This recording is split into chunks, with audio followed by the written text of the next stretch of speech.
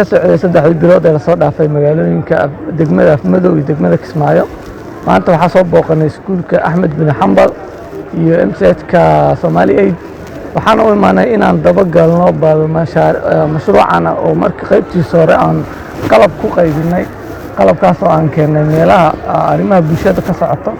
maanta barnaamijkan wuxuu ahaa inaan qiimeyntii ugu dambeysay mashruucan aan sameeyno.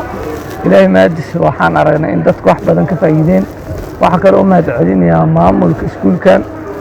maanta waxaan noo socday sargaal ka socda wasaaradda waxbarashada oo gudoomiyaha waxbarashada degmada Kismaayo oo qayb ka ahaa inuu markhaati ka noqdo mashruucan qaabka uga hirgalay iskuullada magaalada Kismaayo.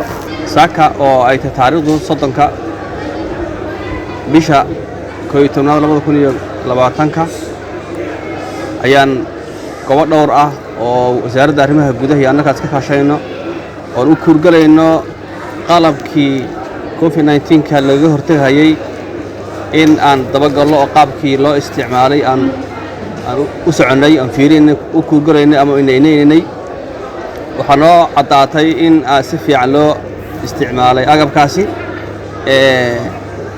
haddana marka maamulka iskuulka Axmed bin Xambal aad buu nala shaqeeyay. wasaaradda arrimaha gudaha iyo wasaaradda waxbarashada, wasaaradda caafimaadka oo u kurgalaya agab hadda koodha la soo gaarsiiyey. annaga waa maamulka iskuulka Axmed bin Xambal oo ka hortagga coronaviruska. marka agabkaasi si rasmi ah ayuu noo soo gaaray, waana tusnay hadda qoladii kormeerka ahayd. iskuulka iyo macallimiinta iyo maamulku way ka faa'iidaysteen. marka aad baad u mahadsantihiin.